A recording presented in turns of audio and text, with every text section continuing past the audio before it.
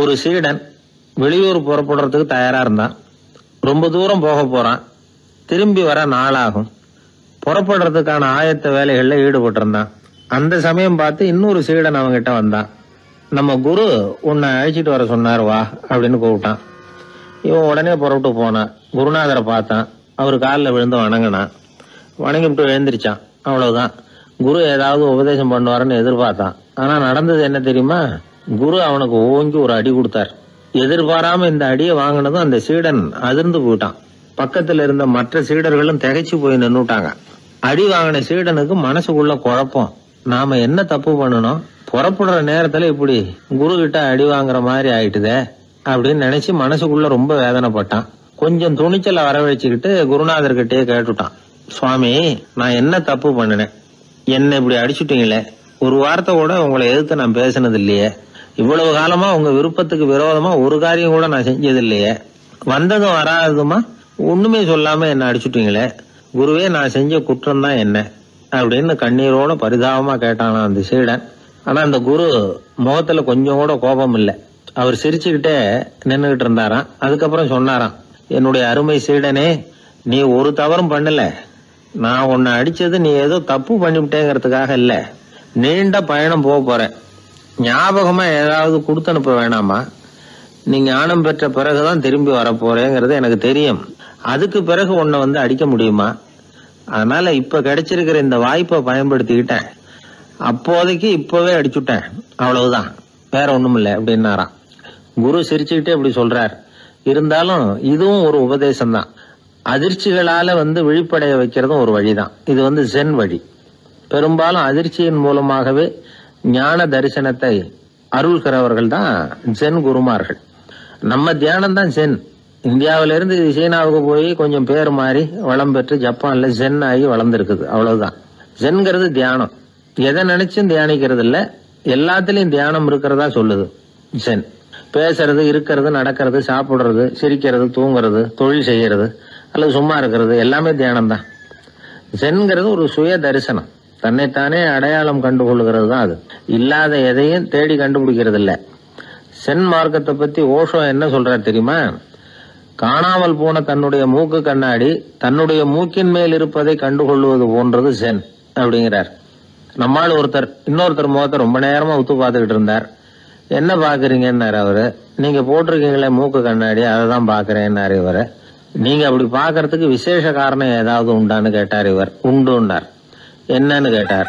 நேத்திக்கு காணாம போன என்னோட மூக்கு கண்ணாடி அது அப்படின்னாராம் இவர். ஒரு ஊர்ல ஒரு குரு இருந்தார். ஒரு நாள் அவரை தேடிட்டு ஒருத்தன் வந்தான். உனக்கு என்ன வேணும்னு கேட்டார் குரு. எனக்கு ஞான தெளிவு வேணும், அதுக்கு உங்க உபதேசம் எனக்கு தேவைன்னா. உபதேசம் வேணும்னா அதை பெற்றுக்கொள்ளுகிற அளவுக்கு தகுதி உள்ளவனா உன்னை தயார்படுத்திக்கணுமேன்னார்.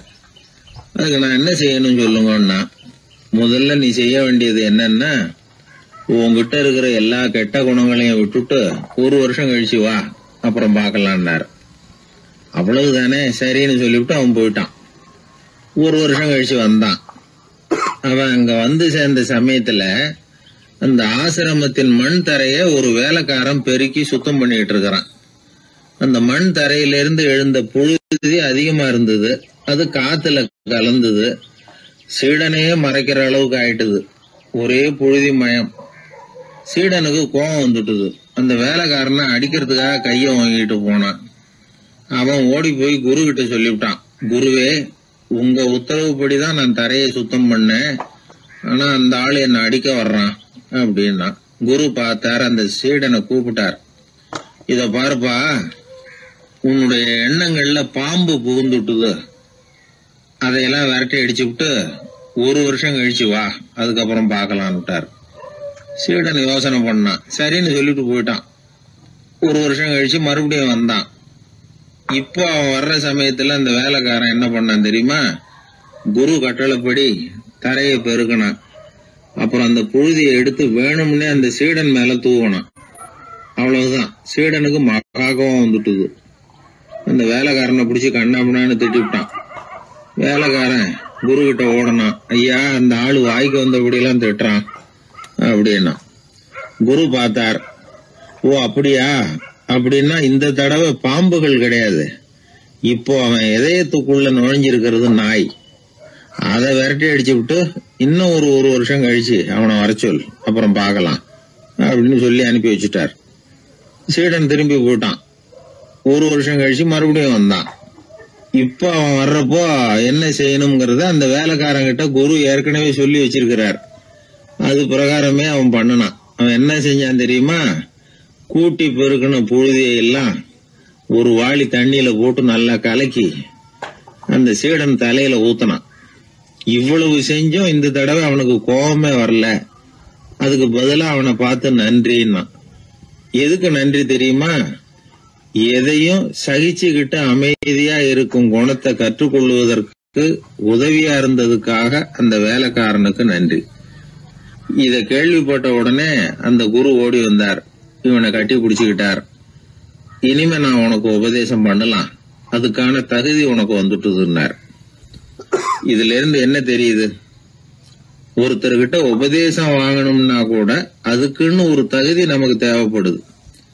சகிப்புத்தன்மை ஒவ்வொரு மனிதனுக்கும் தேவைதான். இந்த காலத்துல ஒரு குரு, அவரை தேடி ஒருத்தன் வந்தான். குரு அவனை நிமிர்ந்து பார்த்துட்டு சொன்னார், நீ முதல்ல சகிப்புத்தன்மையை வளர்த்துக்கிட்டு அதுக்கப்புறம் என்கிட்ட வாழ்னார்.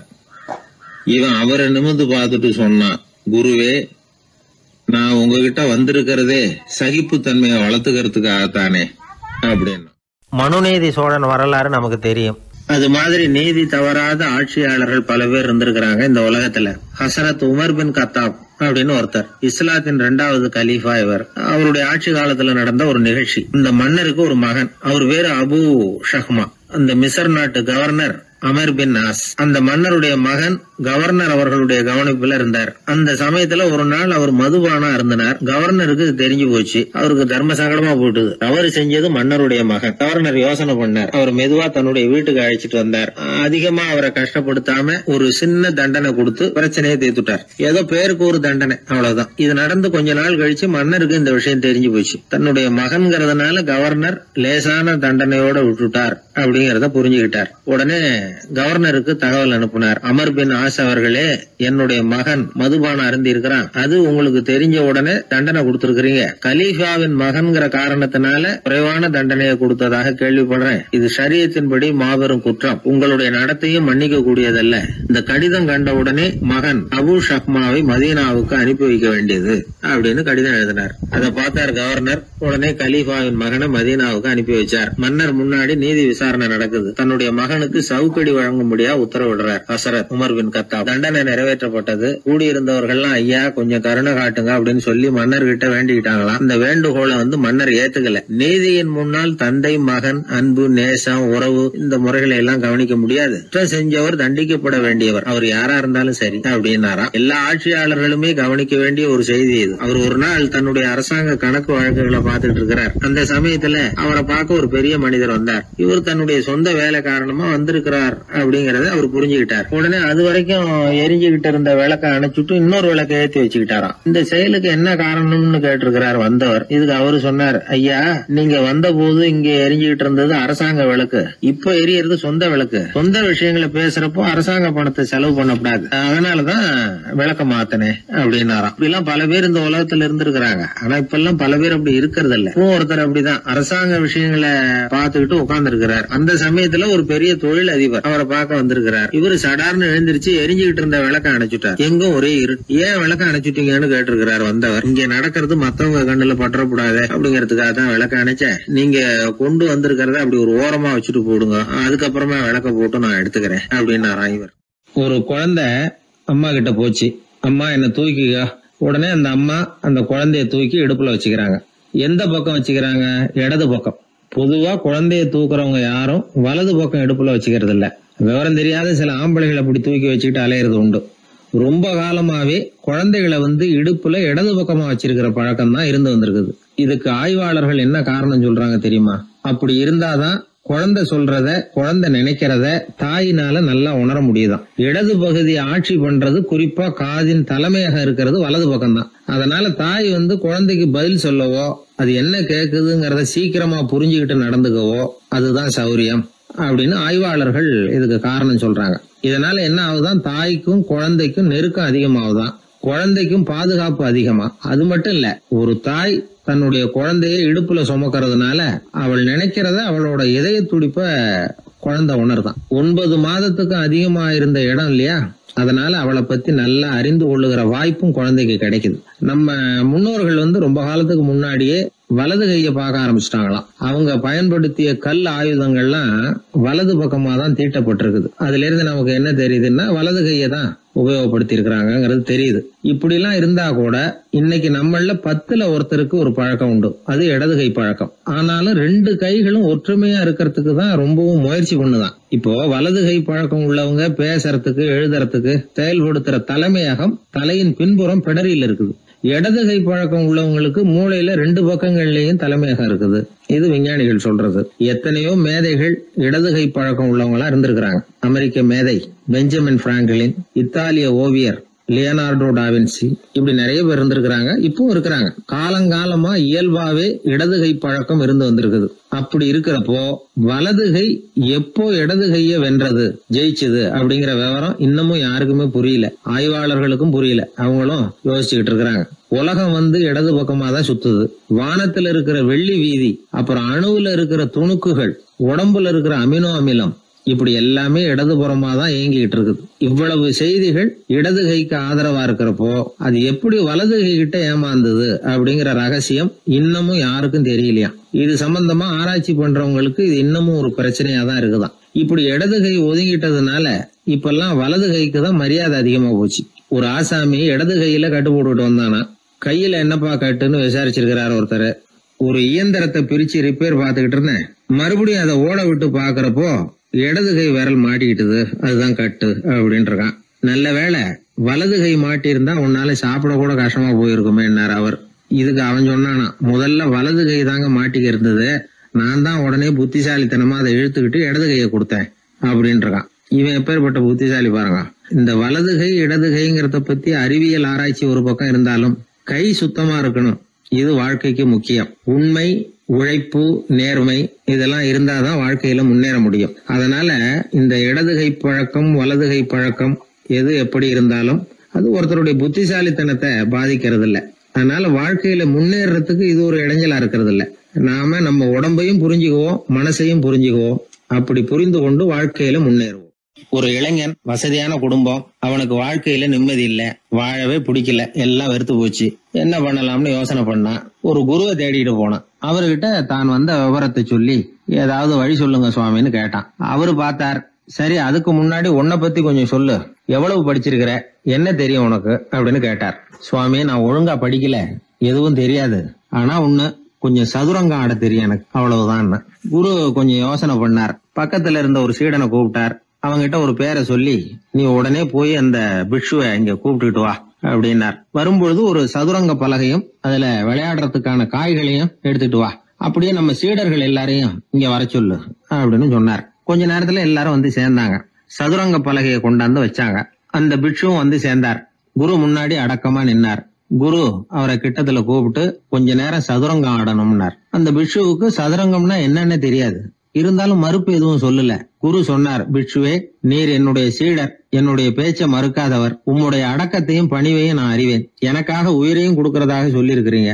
இப்போ அதுக்கான வாய்ப்பு வந்திருக்குது. நீங்க இந்த இளைஞனோட சதுரங்கம் ஆடணும். தோத்து போனா இந்த வாளால தலையை சீவி விடுவேன், ஆனா இறந்தாலும் உமக்கு சொர்க்கம் நிச்சயம். நீங்கள் வெற்றி பெற்றுட்டா தோற்று போன இந்த இளைஞனின் தலையை சீவி விடுவேன். சரி, இப்போ நீங்க ஆட ஆரம்பிக்கலாம்னார். ஆட்டம் ஆரம்பமாச்சு. அந்த பிக்ஷு முகத்துல சலனமே இல்ல, சாவை பத்தி கவலைப்பட்டதாவே தெரியல. எதுவும் புரியலன்னாலும் குருவின் கட்டளைங்கிறதுனால ஏதோ ஒரு காயை நகர்த்திட்டு இருந்தார். சுத்தி இருந்த சீடர்கள் முகத்துல திகில், பயம், பாவம், நம்ம பிக்ஷு நிலைமை இப்படி ஆயிட்டுதே அப்படிங்கிற கவலை. குரு கையில பெரிய வாள் பளபளப்பா தயாரா இருக்குது. பிக்ஷு காயை நகர்த்துறது ஆரம்பத்திலேயே ஆச்சரியமா தெரிஞ்சாலும் அவருக்கு சதுரங்கம் பத்தி எதுவுமே தெரியாதுங்கிறது இளைஞனுக்கு புரிஞ்சு போச்சு. அவனுக்கு உற்சாகம் வந்துட்டது. சுறுசுறுப்பா காய்களை நகர்த்த ஆரம்பிச்சான். பிக்ஷு கொஞ்சம் கொஞ்சமா தோத்துக்கிட்டே வந்தார். சுத்தி இருக்கிற சீடர்கள் முகத்துல சொல்ல முடியாத வேதனை, இளைஞன் முகத்துல மகிழ்ச்சி. நிமிர்ந்து பார்த்தான் எதிரில இருந்த பிட்சுவை. அவர் முகத்தை பார்த்ததும் இவனுக்கு ரொம்ப பாவமா இருந்தது. அந்த முகத்துலதான் எவ்வளவு சாந்தம், எவ்வளவு இனிமை, அவர் கண்கள்ல எவ்வளவு கருணை. இவர் சாகத்தான் வேணுமா?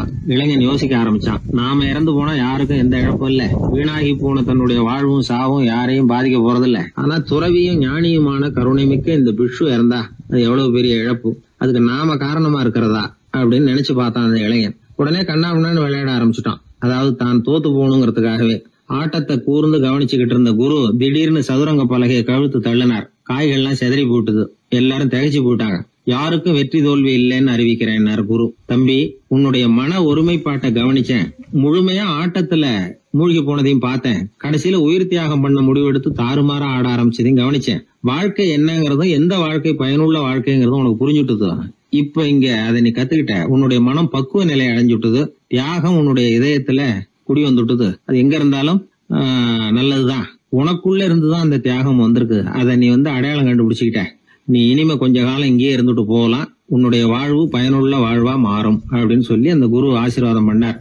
இந்த காலத்திலயும் ஒருத்தர் அது மாதிரி தன்னுடைய வாழ்க்கையை பயனுள்ளதாக ஆக்கிக்கணும்னு ஆசைப்பட்டார். உடனே சதுரங்கம் ஆட ஆரம்பிச்சார். அப்புறம் சீட்டாட ஆரம்பிச்சார். கொஞ்ச நாள் கழிச்சு அவரை பார்த்த நண்பர் ஒருத்தர் கேட்டார், என்னங்க சீட்டாட ஆரம்பிச்ச பிறகு வாழ்க்கை பயனுள்ளதா ஆச்சா அப்படின்னு கேட்டார். ஆச்சுன்னார் அவர். யாருக்கு, உங்களுக்கான்னு கேட்டார். இல்லைங்க, நான் யாரோட ஆடுனோ அவருக்கு வாழ்க்கை பயனுள்ளதா ஆச்சு அப்படின்னு ஒரு விளக்கம் கொடுத்தாராம். அதனால வாழ்க்கைங்கிறது ரொம்ப நுட்பமான ஒன்று. அந்த நுட்பமான வாழ்க்கையை புரிஞ்சுக்கிட்டு அதுக்கப்புறம் அதை பயனுள்ளதாக மாற்றிக்கொள்ள வேண்டியது மனிதர்களுடைய கடமை. விளையாடுறது வழக்கம். மரத்துக்கு அந்த பையன் பேரில் ஒரு பாசம் உண்டாக ஆரம்பிச்சுட்டுது. பையன் அந்த மரத்தில் உள்ள பூக்களை பறிக்கணும், பழங்களை பறிக்கணும்னு ஆசைப்பட்டான். அதுக்காகவே அந்த மரம் தன்னோட கிளைகளை வளைச்சி அவனுக்கு எட்டுற அளவுக்கு தலையை சாய்ச்சி கொடுக்குது. பையன் பூக்களை பறிக்கிறான். மரம் சந்தோஷப்படுது. மரம் அன்பின் அடையாளம். அதனால் அது கொடுக்கறதுல சந்தோஷப்படுது. மனிதன் ஆணவத்தின் அடையாளம். அதனால் இவன் பறிக்கிறதுல சந்தோஷப்படுறான். பையன் வளர்ந்தான். அந்த மரத்தின் மடியிலேயே படுத்து தூங்கினான். பூக்களை பறித்து மலர் கிரீடம் பண்ணி தலையில் சூடிக்கிட்டான். பழங்களை பறித்தான், சாப்பிட்டான். அதை பார்த்து அந்த மரம் சந்தோஷப்பட்டுது. கொஞ்ச நாளாச்சு. பையன் இன்னும் கொஞ்சம் பெரியவனானான். அந்த மரத்து மேலே ஏறி கிளையில் உட்காந்துக்கிட்டு ஊஞ்சல் ஆட ஆரம்பித்தான். அவனுக்கு சௌகரியத்தை கொடுக்கறதுல மரத்துக்கு ஆனந்தம், மரத்துக்கு அசௌகரியத்தை கொடுக்கறதுல அவனுக்கு ஆனந்தம். இது அன்புக்கும் ஆணவத்துக்கும் உள்ள வித்தியாசம். பையன் இன்னும் கொஞ்சம் வளர்ந்தான். அவனுக்கு கடமை, லட்சியம் எல்லாம் சேர்ந்தது. படித்து பரீட்சை எழுதி பாஸ் ஆக வேண்டியிருந்தது. அதனால் மரத்துக்கிட்ட வர்றதில்லை அவன். ஆனால் மரம் இவனுக்காக காத்துக்கிட்டு இருக்குது. இவன் உலக விஷயங்களில் மூழ்கிட்டான். தற்செயலாக ஒரு நாள் அந்த பக்கமாக போனான். மரம் அவனை பார்த்துது. மறந்துட்டியா என்ன, நான் உன்னை பார்க்கணும்னு ஆவலாக காத்துக்கிட்டு இருக்கேனே அப்படின்னுது. இவன் பார்த்தான். நீ என்ன வச்சிருக்கிற, நான் உங்ககிட்ட ஏன் வரணும், உங்ககிட்ட பணம் இருக்குதா சொல்லு, வர்றேன். ஏன்னா நான் இப்போ பணத்தை தான் தேடிக்கிட்டு இருக்கிறேன் அப்படின்னா. உனக்கு பணம் தானே வேணும், என்னுடைய பழங்களை பறிச்சிக்கோ, அதையெல்லாம் விற்பனை பண்ணு, பணம் கிடைக்கும் அப்படின்னுது அந்த மரம். உடனே இவன் மரத்தில் ஏறினா, பழங்களை பறித்தான். பழுக்காத காய்களையும் சேர்த்து பறித்தான். தன்னோட கிளை கொம்புகள் உடஞ்சா கூட அதுக்காக அந்த மரம் கவலைப்படலை, சந்தோஷப்பட்டுது. இவன் பழங்களை பொறுக்கிட்டு அந்த மரத்துக்கு ஒரு நன்றி கூட சொல்லாமல் அவன் பாட்டுக்கு போட்டான். அதுக்கப்புறம் அந்த பக்கமே திரும்பலை. பணம் சம்பாதிக்கிறதுலேயே குறியாக இருந்தான். மரத்துக்கு மறுபடியும் வருத்தம், அவன் வரலையேன்னு. பல வருஷம் கழித்து அவன் வந்தான். வா மகனே, என்னை கட்டி பிடிச்சிக்கொண்டுது அந்த மரம். நான் என்ன இன்னமும் சின்ன பிள்ளையா உன்னை கட்டி பிடிச்சிக்கிறதுக்கு அப்படின்னா அவன்.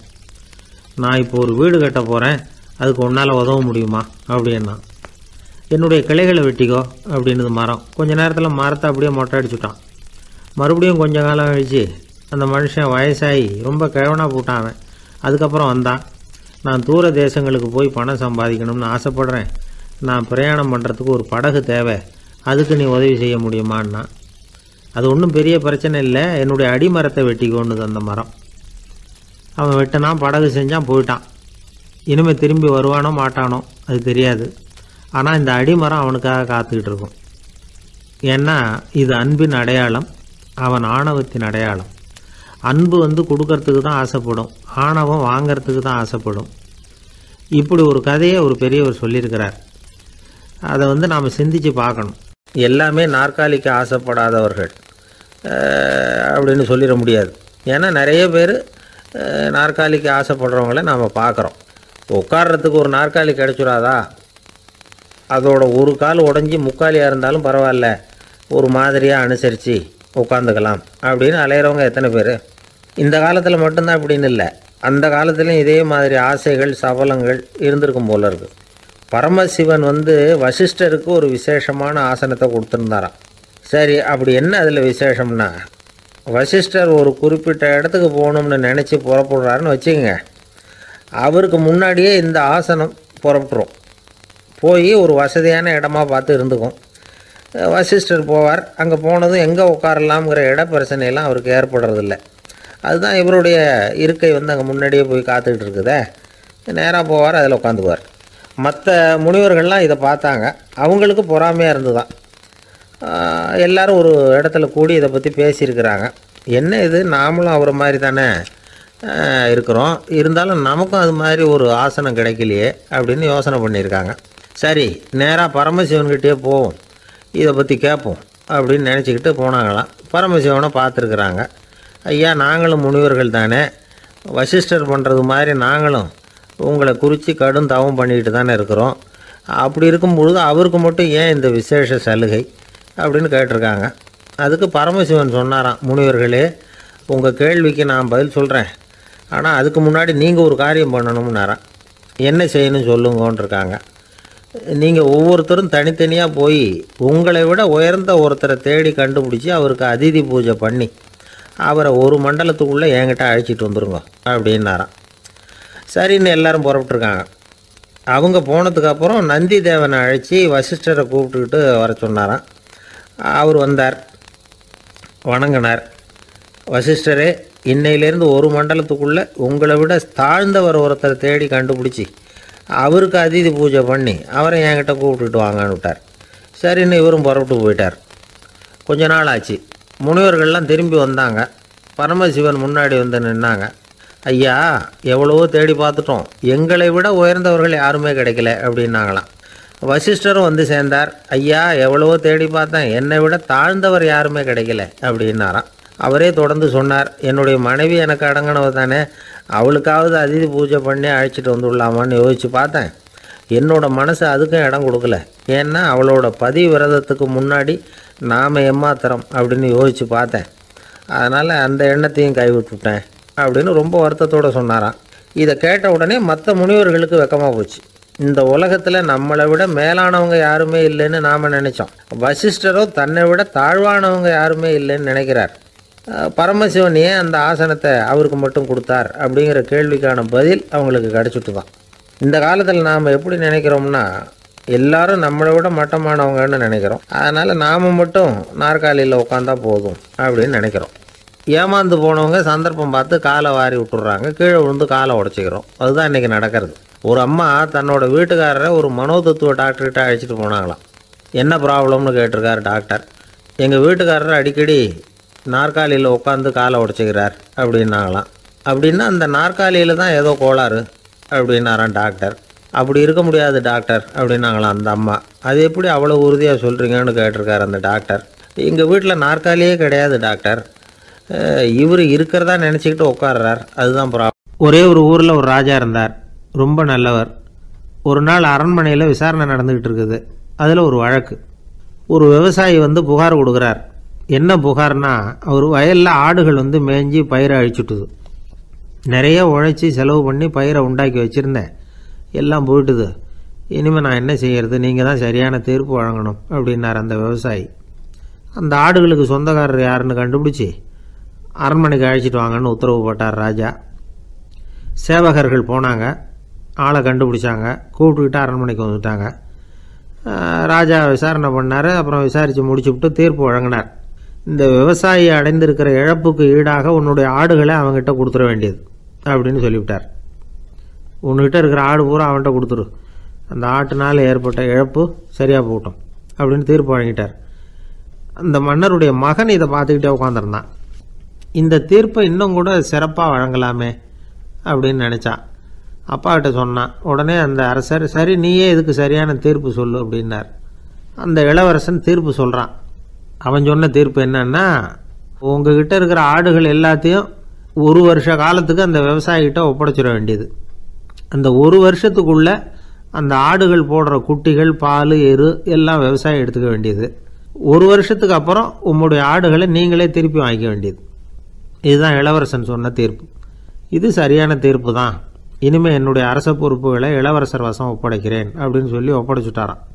அதாவது தாவூத் நபி, சுலைமான் நபி இவர்களுடைய சரித்திரத்தில் இந்த சம்பவம் காணப்படுறதாக ஒரு நண்பர் சொன்னார்.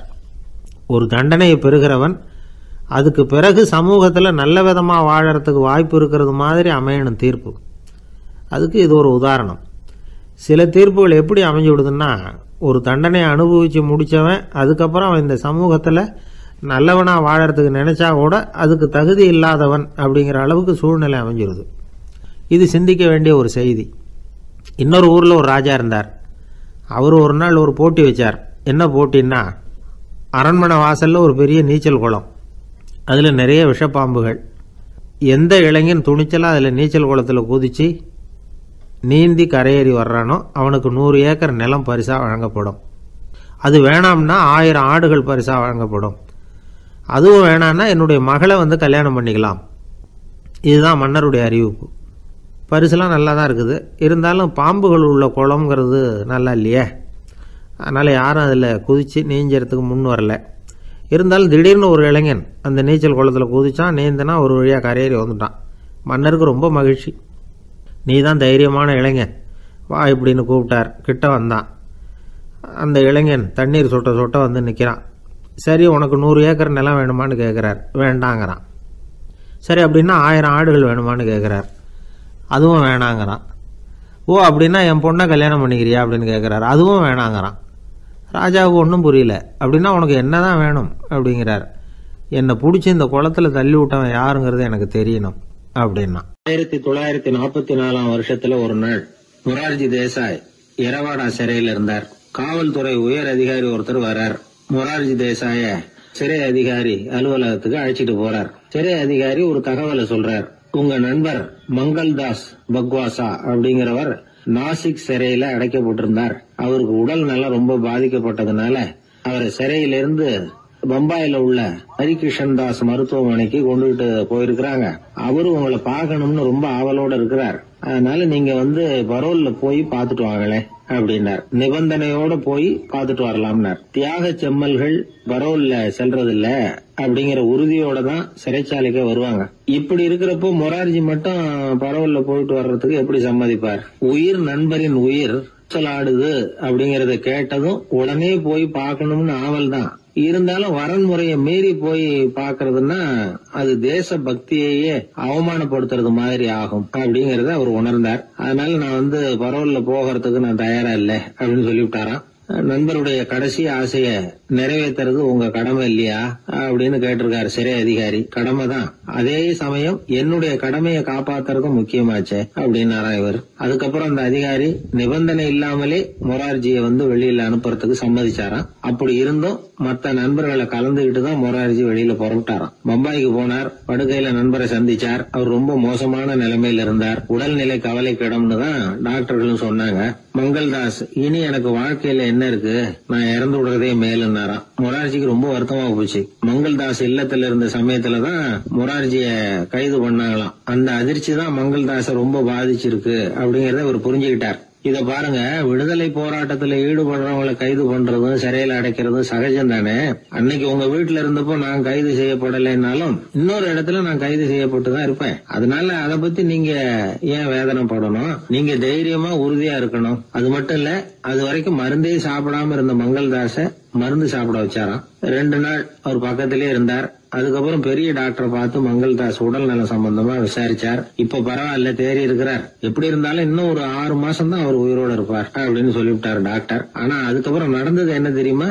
மங்கள்தாஸ் அதுக்கப்புறம் 25 வருஷம் சௌக்கியமா இருந்தாராம். இவர் 6 மாசம் தான் இருப்பாருன்னு சொன்ன அந்த டாக்டர் 6 மாசத்துல ஒரு எதிர்பாராத விபத்துல சிக்கி இறந்து போனாராம். 6 மாசம்னு டாக்டர் போட்ட கணக்கு சரிதான், ஆனா இடம் தான் மாறி போச்சு. ஒரு திருடன் ஒரு வீட்டுல போய் திருடணும்னு திட்டம் போட்டான். இருட்டுனதும் போய் திருடணும். ஆனா ராத்திரி ஆனா வாசல் கதவை சாத்தி உள்பக்கம் தாழ்பால் போட்டுருவாங்களே, என்ன பண்றது, எப்படி வீட்டுக்குள்ள போறது? இவன் யோசனை பண்ண ஒரு முடிவுக்கு வந்தான். சரி, பகல் நேரத்திலேயே யாருக்கும் தெரியாம இந்த வீட்டுக்குள்ள நுழைஞ்சிருவோம். அங்க போய் எங்கேயாவது ஒளிஞ்சுக்குவோம், இருட்டுற வரைக்கும் பேசாம இருப்போம், ராத்திரி எல்லாரும் தூங்கினதுக்கு அப்புறம் நைஸா போய் பீரோவை திறந்து இருக்கிறது பூரா எடுத்துக்கிட்டு ஓடியாந்துடலாம் அப்படின்னு திட்டம் போட்டான். அதே மாதிரி ஒரு நாள் மத்தியானத்துக்கு மேல அந்த வீட்டுக்காரன் எங்கேயோ வெளியில புறப்பட்டு போனான். வீட்டுக்கார அம்மா அடுப்பங்கரையில என்னமோ சமைச்சுக்கிட்டு இருந்தாங்க. திருடன் பார்த்தான், இதுதான் சமயம்னு அந்த வீட்டுக்குள்ள மெதுவா நுழைஞ்சிட்டான். எங்க ஒளியலாம்னு பார்த்தா வலது பக்கம் ஒரு ரூம் இருந்தது. அங்க போனான். அங்க ஒரு படுக்கை அறை, அங்க ஒரு பெரிய கட்டில் இருந்தது. அதுக்கு அடியில போய் பதுங்கிட்டான். இருட்டுனது நம்ம வேலையை ஆரம்பிக்கலாம், அது வரைக்கும் பொறுமையா இருக்கணும் அப்படின்னு சொல்லி பேசாம வாயை மூடிட்டு கம்முன்னு இருக்கிறான். ரொம்ப நேரம் கழிச்சு வெளியில போயிருந்த வீட்டுக்காரன் திரும்பி வந்தான், சாப்பிட்டான், லைட்டை நிறுத்தி விட்டு படுத்துட்டான். அந்த அம்மாவும் வேலையெல்லாம் முடிச்சுட்டு வந்து படுத்துட்டாங்க. நடு ராத்திரி, விடி விளக்கு லேசா எரிஞ்சுக்கிட்டு இருக்கு. வீட்டுக்காரன் லேசா கண்ணை முழிச்சான். கட்லுக்கு நேரா எதிரில ஒரு கண்ணாடி, அதுல பாக்குறான் கட்லுக்கு கீழே ஒரு திருடன் ஒளிஞ்சு இருக்கிறது தெரிஞ்சு போச்சு. உடனே அவன் திருடன் திருடன்னு சத்தம் போடல, யோசனை பண்ணான். மேஜையில இருக்கிற கத்தி எடுத்து கையில வச்சுக்குவோமா அப்படின்னு யோசனை பண்ணான். இந்த சந்தர்ப்பத்துல கத்தியை உபயோகப்படுத்துறதை விட புத்தியை உபயோகப்படுத்துறது தான் சாமர்த்தியம் அப்படின்னு நினைச்சான். உடனே அது பிரகாரம் செயல்பட ஆரம்பிச்சிட்டான். என்ன பண்ணான் தெரியுமா? எதையும் வெளியில காட்டிக்காம ரொம்ப சர்வசாதாரணமா தன்னுடைய மனைவி கிட்ட பேச ஆரம்பிச்சான். மனைவியும் புத்திசாலி, அதனால அவங்களுக்கு தெரியும். அவங்களும் வீட்டுக்காரர் கேட்ட கேள்விக்கு பொருத்தமா பதில் சொல்ல ஆரம்பிச்சாங்க. இவன் கேட்டான், இந்த பாரு, நமக்கு குழந்தை பிறந்தா அதுக்கு கிருஷ்ணமூர்த்தின்னு தான் பேர் வைக்கணும் அப்படின்னா. அதெல்லாம் முடியாது. ஆம்பளை பிள்ளையா இருந்தா ஏகாம்பரம், பொம்பளை பிள்ளையா இருந்தா பங்கஜவல்லி, இதுதான் அவங்க மாமனார் மாமியார் பேர், அதுதான் வைக்கணும் அப்படின்னாங்க அந்த அம்மா. அதெல்லாம் முடியாது, நான் முடிவு பண்ணிவிட்டேன் கிருஷ்ணமூர்த்தின்னு கத்தனா அவன். இல்ல ஏகாம்பரம் பங்கஜவல்லின்றது இந்த அம்மா. வாதம் முத்தி போச்சு. கிருஷ்ணமூர்த்தி கிருஷ்ணமூர்த்தி கிருஷ்ணமூர்த்தின்னா அவன், ஏகாம்பரம் பங்கஜவல்லி ஏகாம்பரம் பங்கஜவல்லின்னு இவங்க கத்துறாங்க. ஒரே சத்தமா போச்சு.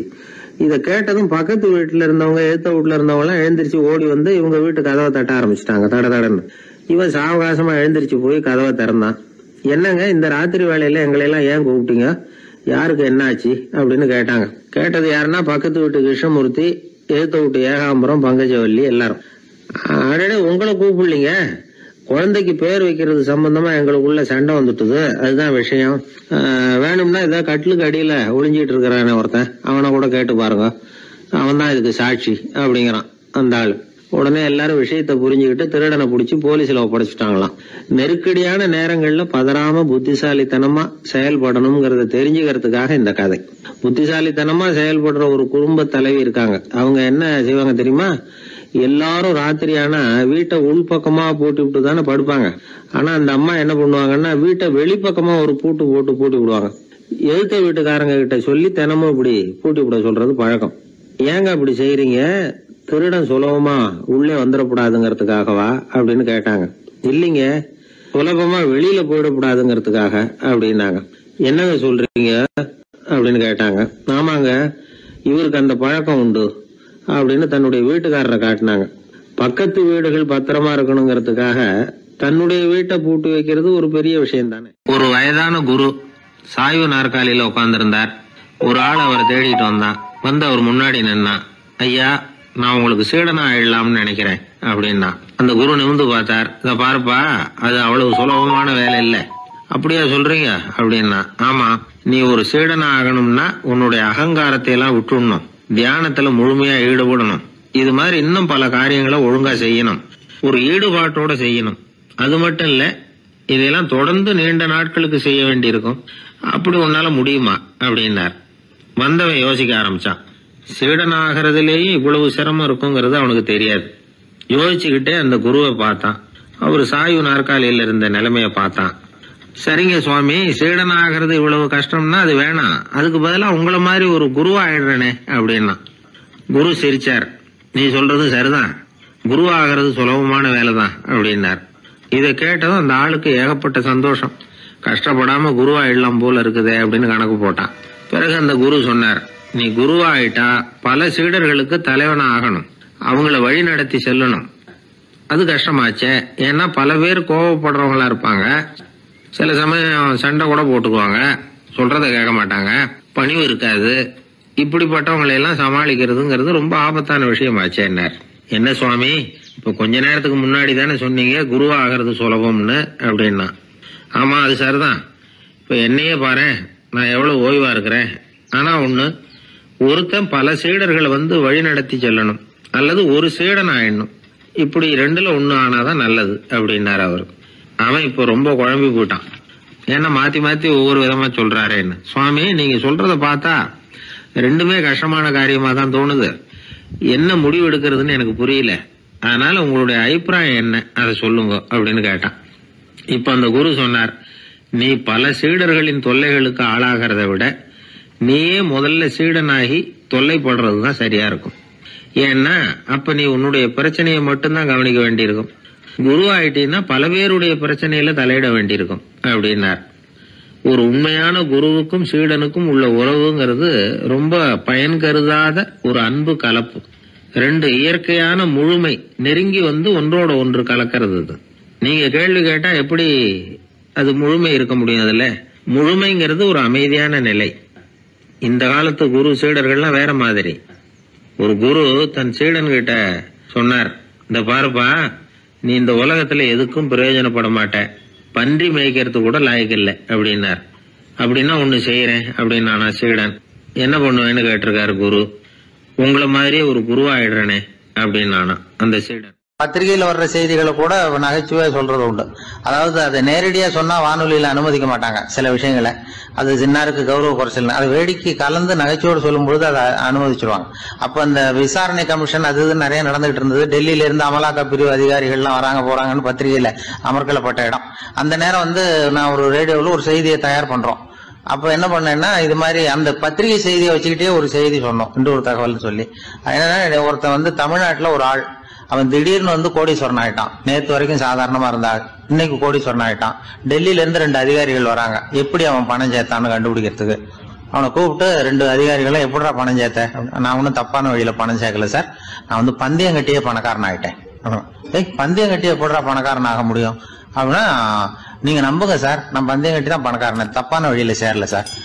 பந்தயம் கட்டி எப்படிடா கோடீஸ்வரன் ஆனு அப்படின்னா, நாங்க நம்ப முடியாதுன்னு இருக்கான் விசாரிக்க வந்தவன். அப்படின்னா உங்ககிட்டே ஒரு பந்தயம் கட்டட்டுமான் இருக்கான் விசாரிக்க வந்தவன்ட்டிய. என்னடா பந்தயம் அப்படின்னா, ஒண்ணுமில்ல சார், இது என் கண்ணு, இது என் பல்லு, என் கண்ணை என் பல்லாலேயே கடிக்கிறேன், எவ்வளவு பந்தயம். விசாரிக்க வந்தா 100 ரூபாய் எடுத்து வச்சான், இதை ப்ரூவ் பண்றான்னு. அப்படியே கண்ணை எடுத்துட்டான். அது பளிங்கு கண்ணு, ஏற்கனவே ஒரு கண்ணு பளிங்கு கண்ணு வச்சுனா எடுத்து கடிச்சு விட்டான். இது விசாரிக்க வந்தாலும் 100 ரூபாய் விட்டுட்டு நிக்கிறான். எப்படி பணம் சேர்த்தான்னு வந்தவன். உடனே இன்னொருத்தன், இவன்ட்ட என்னடா பேச்சு கொடுக்காரா, நம்ம பணம் தான் அங்க போயிட்டு இருக்கு, உனக்கு விசாரிக்க தெரியல, போடா நான் விசாரிக்கிறேன்னு அடுத்த வந்தான். அது நீ ஒழுங்கா சொல்றேன், எப்படிடா பணம் சேர்த்தேன் சார், நீங்க கொஞ்சம் புத்திசாலியா தெரியுது அவரை விட, நீங்களாவது நம்புங்க சார், பந்தயம் கட்டி தான் பணம் சேர்த்தேன், நான் நம்ப முடியாது. அப்படின்னா உங்ககிட்ட இன்னொரு பந்தயம் கட்டட்டுமா அப்படின்றான். வேண்டாம், அவனை ஏமாத்தி விட்டேன் அதனால வேண்டான்றான். இல்ல சார், அவரு ஏமாந்தது பொய் கண்ணு, பளிங்கு கண்ணுன்னு தெரியாது, ஏமாந்துட்டார். இப்போ உங்ககிட்ட பந்தயம் கட்டுறது நெஜம் கண்ணு, இந்த பக்கம் பளிங்கு கண்ணு கிடையாது, நெஜம் கண்ணு, இதை பல்லால கடிக்கிறேன் அப்படின்னா அவன் ஒரு 100 ரூபாய் எடுத்து வச்சான். இவன் அப்படியே பல்செட்டை கட்டினான் தனியா, அப்படியே கட்டி கடிச்சு விட்டான். அதையும் விட்டுட்டான். இவன் உடனே 2 பேரும், இவன்கிட்ட பேச பேச நம்ம பணம் தான் அவன்கிட்ட போயிட்டு இருக்கு, இவன் எப்படி பணம் சேர்த்தான்னு கண்டுபிடிக்கிறதுக்கு டெல்லியில இருந்து வந்திருக்கோம், இவன் மேற்கொண்டு பேசாத, பேச பேச பந்தயம் கட்டுவான். திரும்பி போறதுக்கு ரயிலுக்கு டிக்கெட் சரியா இருக்கா பாடுறான்றான். அவன் கரெக்டா எண்ணி பார்த்து கரெக்டா இருக்குப்பா, மேற்கொண்டு பேசாத, அவன்கிட்ட நம்ம போயிடுவோம், போய் நம்ம அதிகாரிகிட்ட சொல்லிடுவோம்னு சொல்லி போயிட்டு வரேன் சார் அப்படின்னு சொல்லிட்டு மரியாதை போயிட்டாங்க.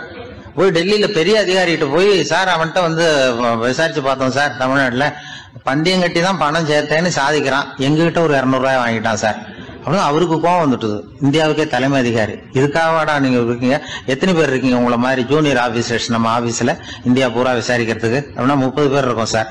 30 பேருக்கு அனுபவம் பத்தாது, நான் இந்தியாவுக்கே தலைமை அதிகாரி, அனுபவம் ஜாஸ்தி, உங்களுக்கு ட்ரைனிங் கொடுக்கணும் எப்படி ஒருத்தரை விசாரிக்கிறதுன்னு. 30 பேரும் ஒரு ரூம்ல வந்து உட்காருங்க, ஒரு ஆள் போய் அந்த ஆளை தமிழ்நாட்டுல இருந்து நீங்க கூப்பிட்டுட்டு வா, வர்ற வரைக்கும் அவன்கிட்ட பேசாதீங்க, பந்தயம் கட்டுவான், மெதுவா கொண்டு வந்து நிறுத்து அப்படின்னா ஒரு ஆள் வந்து ஸ்பெஷலா கூப்பிட்டு போட்டான். இது மாதிரி மேடையில நிறுத்திவிட்டு ஒரு தலைமை அதிகாரி 30 ஜூனியர் அதிகாரிகள் அவங்களுக்கு பயிற்சி கொடுக்குறார். இவனை பார்த்து, ஒழுங்கா சொல்லு, எப்படி பணம் சேர்த்த, நான் இந்தியாவுக்கே தலைமை அதிகாரி, என்கிட்ட உண்மையை ஒத்துக்கிட்டீங்கன்னா உன்னை அப்ரூவர் ஆக்கிடுவேன் அல்லது தண்டனையை குறைப்பேன், அந்த அதிகாரம்லாம் என்கிட்ட உண்டு, ஒழுங்கா சொல்லு அப்படிங்கிறார். அவர், சார் நீங்க இந்தியாவுக்கே தலைமை அதிகாரி, அனுபவம் ஜாஸ்தி, நீங்களாவது நம்புங்க சார், நான் பந்தயம் கட்டி தான் பணம் சேர்த்தேங்கிறான். இங்கேயே வந்து இப்படி சாதிக்கிறேன், உன்னை நம்ப முடியாதரா அப்படின்னா உங்ககிட்ட ஒரு பந்தயம் கட்டட்டுமா நானா அவர்கிட்ட போய், வேணாண்டா என் ஆளை ஏமாத்தி விட்டேன் அப்படின்னா, இல்ல சார் அவங்க ஏமாந்தது என் உடம்ப பத்தின ரகசியம், என் கண்ணு பளிங்கு கண்ணுன்னு தெரியாது, நான் பல்செட்டு கட்டியிருந்தது தெரியாது, ஏமாந்துட்டாங்க, இப்ப நான் உங்ககிட்ட கட்டுற பந்தயம் உங்க உடம்ப பத்தின ரகசியம், என் உடம்புல என்னடா ரகசியம்? முதுகுல உங்க முதுகுல 1 ரூபா அகலத்துக்கு கருப்பா ஒரு மச்சம் இருக்கு, உண்டா இல்லையானா? இல்லேன்னு தெரியும் அவருக்கு. இல்லடா நேத்து வரைக்கும் இல்ல சார், இப்ப இருக்குது மச்சம் அப்படின்னு உடனே 100 ரூபாய் எடுத்து வச்சார் அவர் தலைமை அதிகாரி. ஒரு 100 ரூபாய் வச்சு சட்டையை கட்டி காட்டுறாரு, மச்சம் இல்ல. இவன் தோத்துட்டான், இங்கிருந்து போனவன்.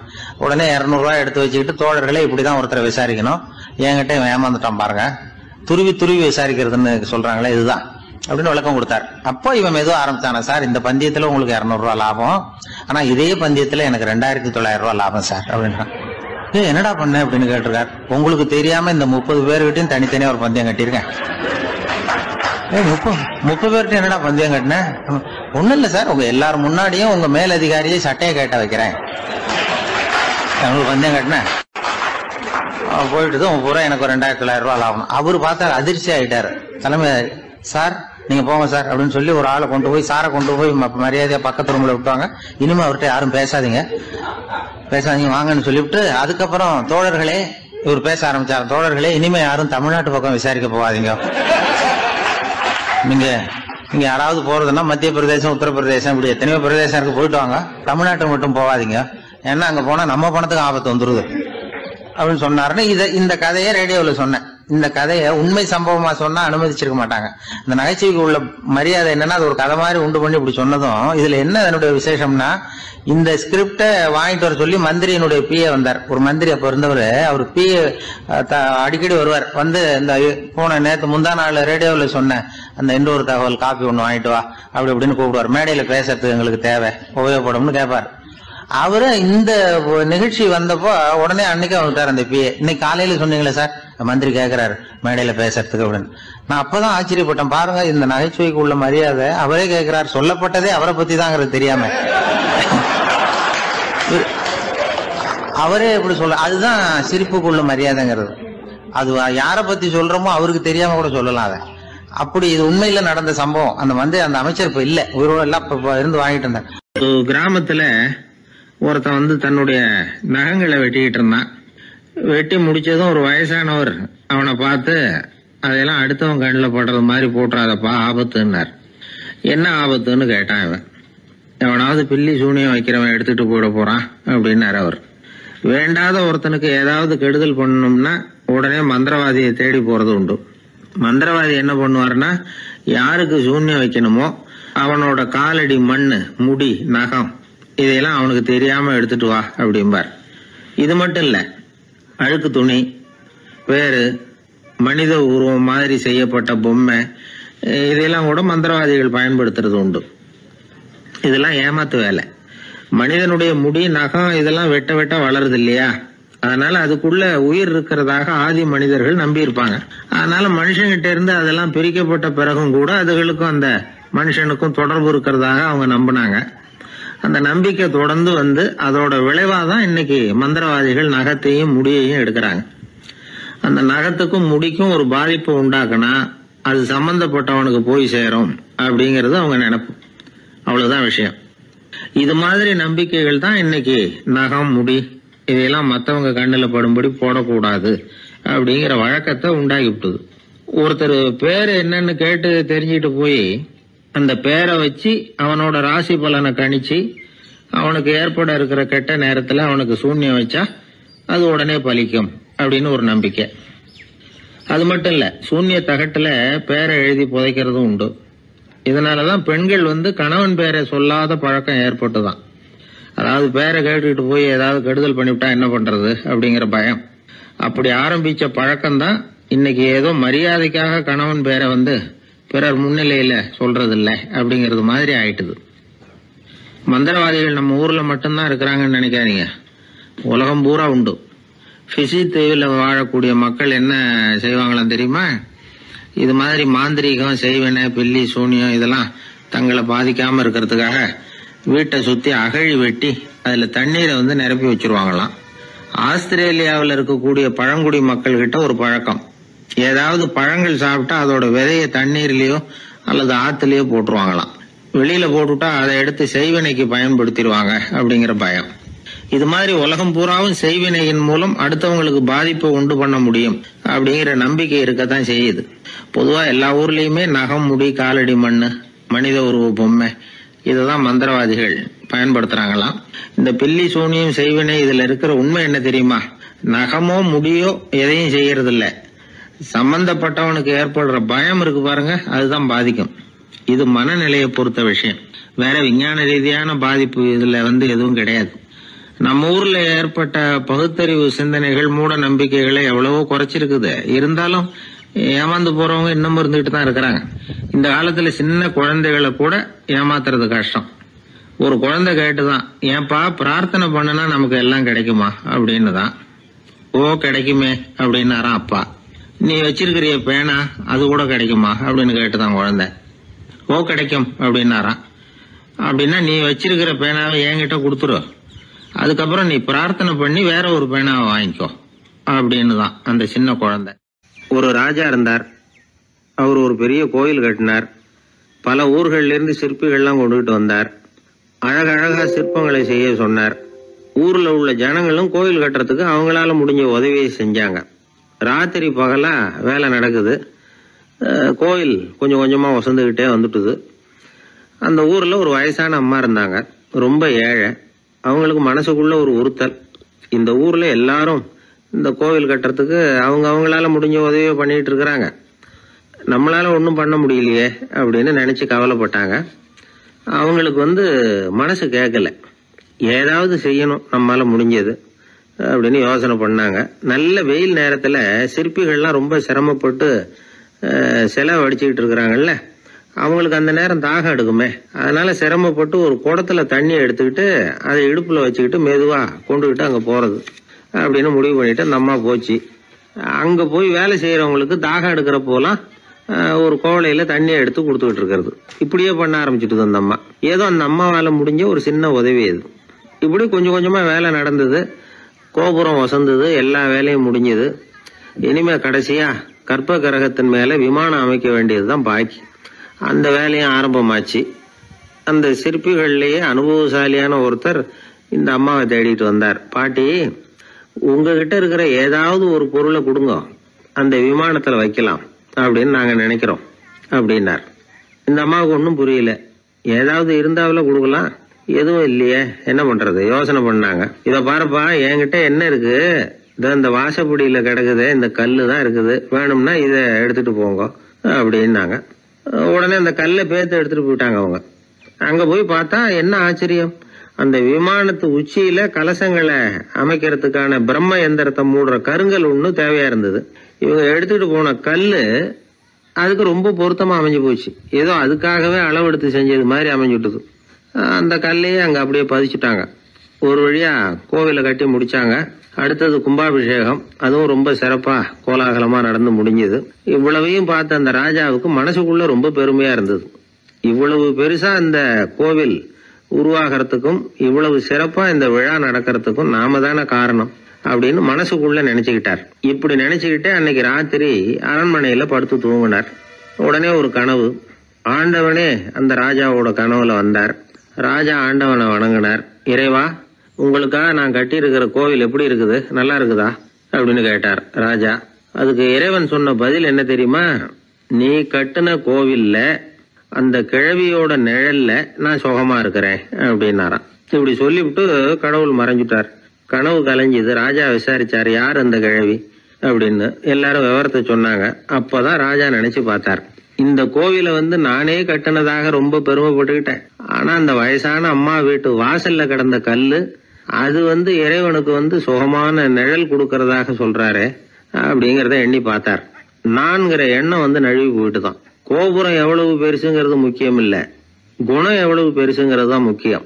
அந்த வயசான அம்மா நம்ம நாட்டுல வாழறது தான் நமக்கு உண்மையான பெருமை அப்படின்னு நினைச்சாராம் ராஜா. இந்த காலத்திலயும் ஒரு ஊர்ல ஒரு கோவில் கட்டினாங்க. எல்லா ஜனங்களும் அவங்களால முடிஞ்சதை செஞ்சாங்க.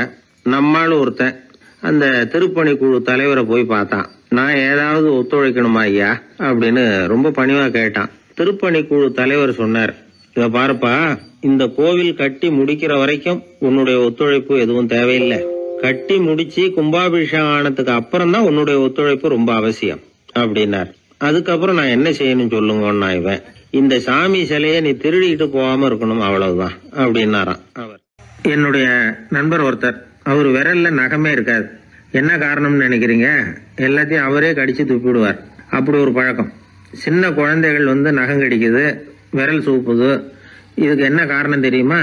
குழந்தைகள் மனசுல ஏற்படக்கூடிய ஒருவித பாதுகாப்பின்மை, இன்செக்யூரிட்டி, அல்லது தான் சரியா கவனிக்கப்படல அப்படிங்கிற எண்ணத்தோட வெளிப்பாடு தான் அது அப்படிங்கிறாங்க டாக்டர்கள்.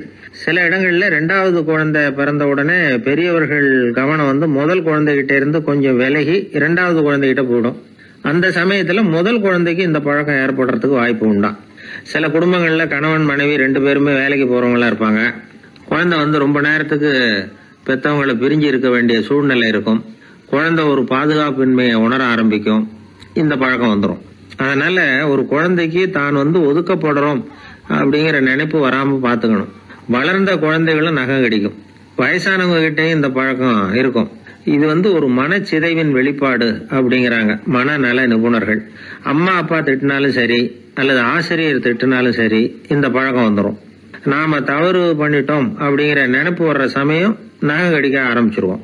ஏதோ ஒண்ணு அடையணும் அப்படின்னு நினைக்கிறோம், அதை அடைய முடியல. இப்படி ஒரு ஏக்கம் வர்ற சமயத்திலேயும் சில பேர் நகத்தை கடிக்க ஆரம்பிச்சிருவாங்க. ஒரு பெரிய அதிகாரி, தனியார் நிறுவனத்துல வேலை பார்க்கிறவரு, அவரு டென்ஷன் ஆயிட்டாருன்னா உடனே அறைக்கு அதை சாத்தி விடுவாங்களாம். அவரே சாத்திக்குவாராம். அப்படி சாத்திக்கிட்டு உள்ள எதையாவது வெறிச்சு பார்த்துக்கிட்டே நகத்தை கடிக்க ஆரம்பிச்சிருவாராம். இந்த பழக்கம் உலகம் பூரா உண்டு. நகம் கடிக்கிறவங்களை அந்த பழக்கத்திலிருந்து மீட்கிறதுக்கு என்ன வழி அப்படின்னு லண்டன்ல உள்ள அழகியல் நிறுவன நிபுணர்கள் யோசனை பண்ணி பார்த்துருக்குறாங்க. சில ஆய்வுகள் பண்ணி பார்த்தாங்களாம். அவங்க என்ன பண்ணாங்க தெரியுமா? நகம் கடிக்கிற பழக்கம் உள்ளவங்களையெல்லாம் தேடி பிடிச்சாங்க. அவங்களையெல்லாம் 3 பிரிவா பிரிச்சுக்கிட்டாங்க. ஒரு பிரிவு கிட்ட என்ன சொன்னாங்கன்னா, உங்களுக்கு நகத்தை கடிக்கணுங்கிற நினைப்பு வர்றப்போவெல்லாம் டைரி எழுத ஆரம்பிச்சிருங்க அப்படின்னாங்களாம்.